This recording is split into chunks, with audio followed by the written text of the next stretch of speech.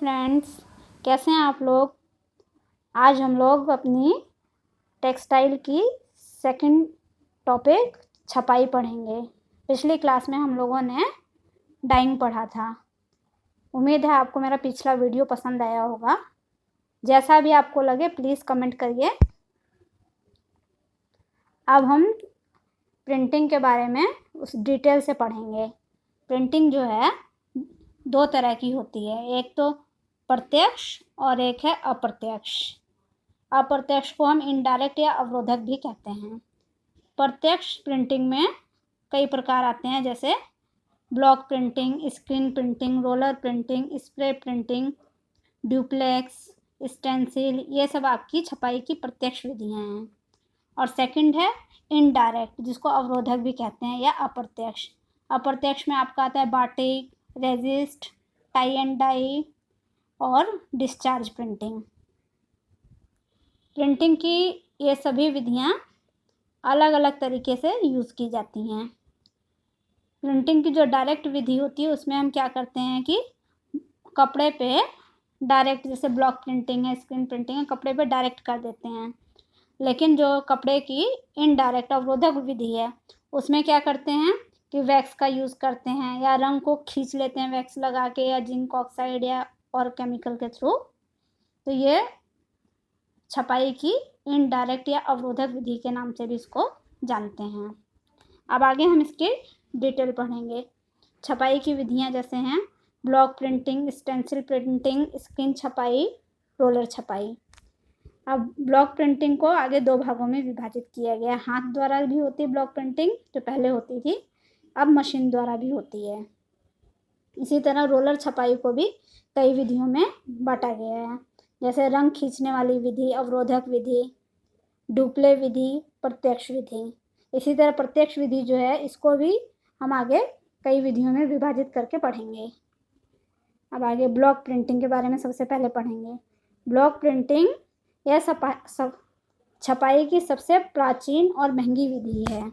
इसका प्रयोग दो प्रकार से किया जाता है, हाथ द्वारा और मशीन द्वारा।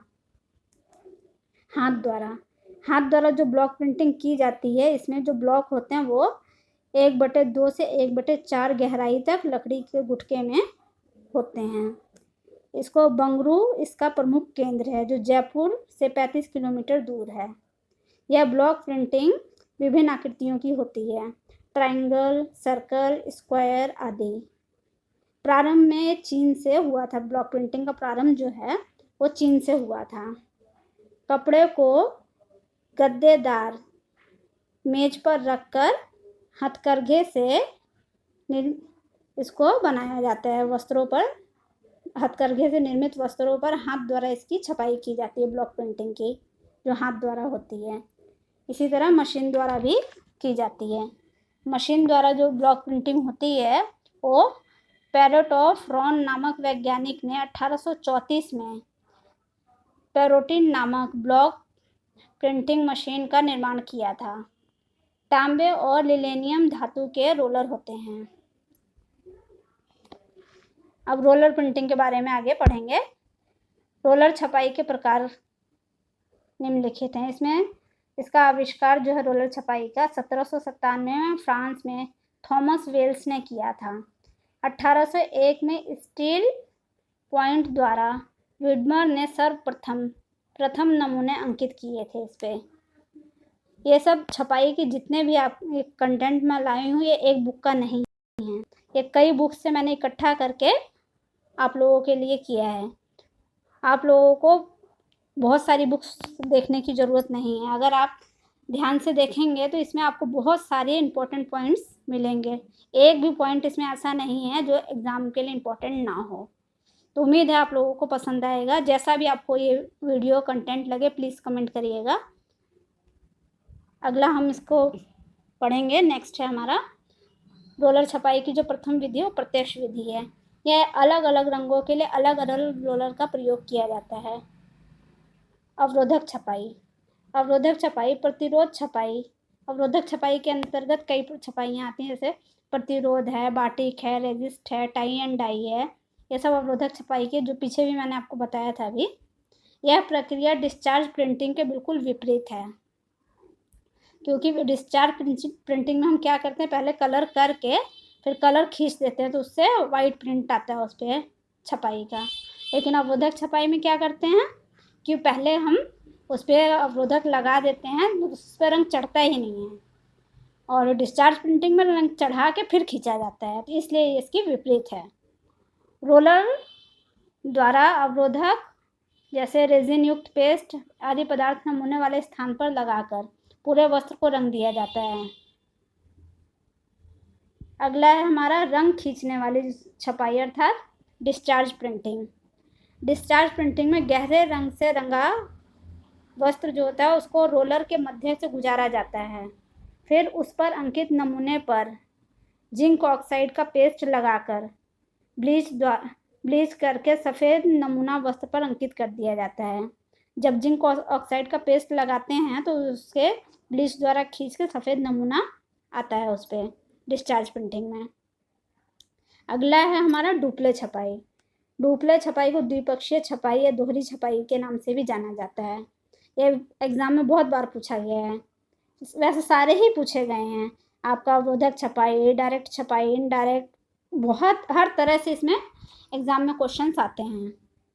डुप्ले छपाई में वस्त्र में विभिन्न रोलरों के मध्य से गुजारा जाता है और एक रोलर एक तरफ और दूसरा रोलर दूसरी साइड नमूने को अंकित करता है, इसलिए इसको डुप्लेक्स छपाई कहते हैं।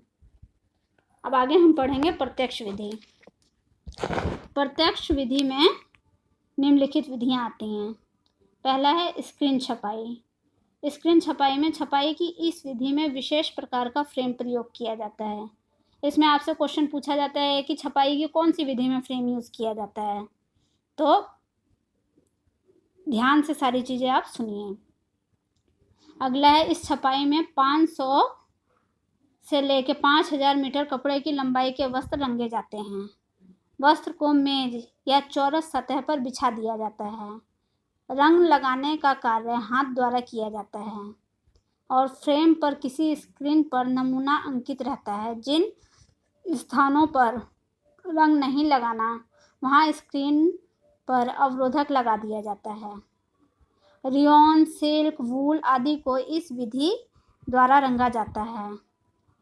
होल बैकग्राउंड को वैक्स द्वारा कवर कर दिया जाता है इस विधि में। यह है हमारी स्क्रीन छपाई।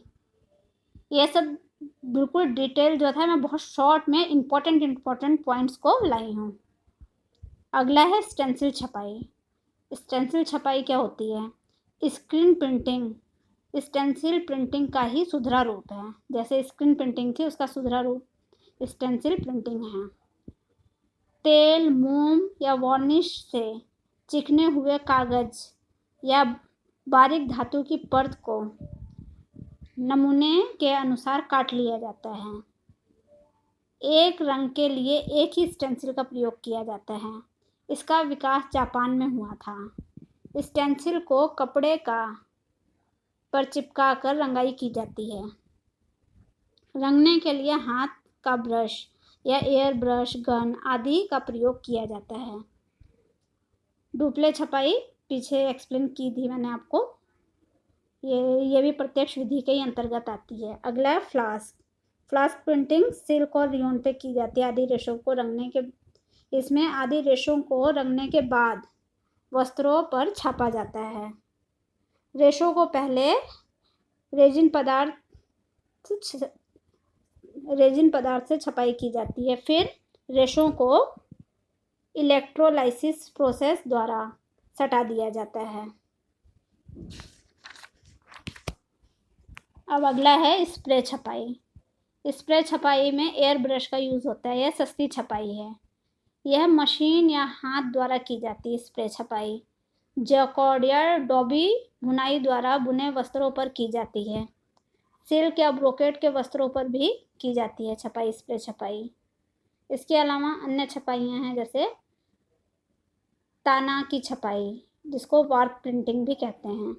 ताने के धागे को छापने के बाद बुनाई की जाती है।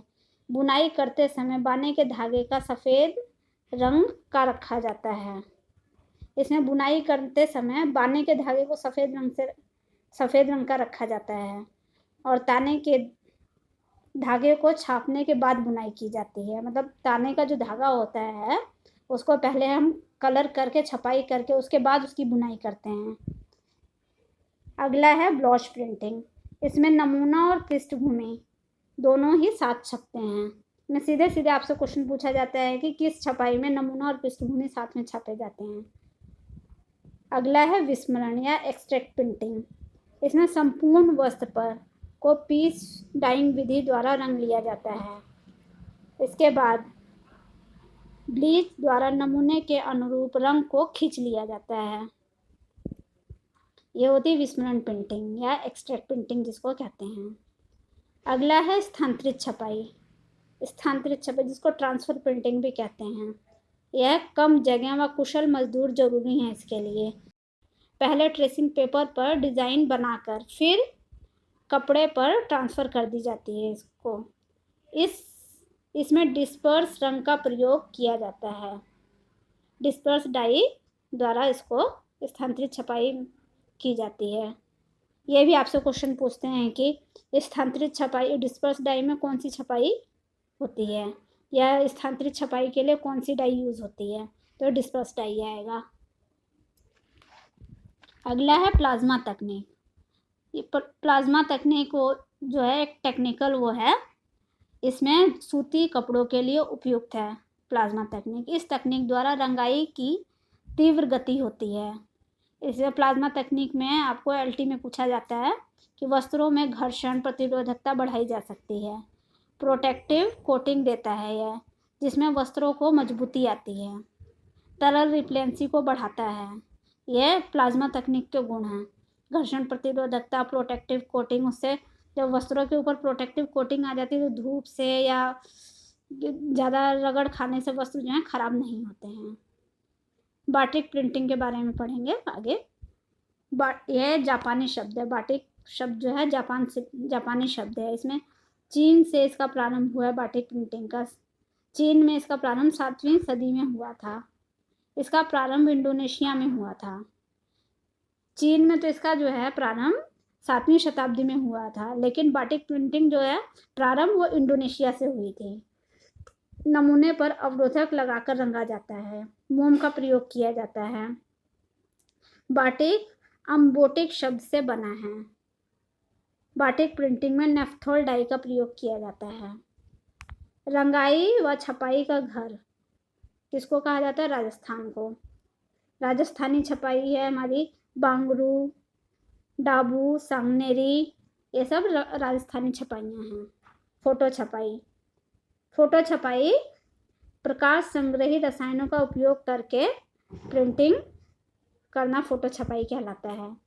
जैसे फोटोसिंथेसिस होता है प्रकाश संश्लेषण, तो उसी से आप लोग लगा लीजिए। फोटो छपाई मतलब प्रकाश संग्रही रसायनों का उपयोग करके की जाती है।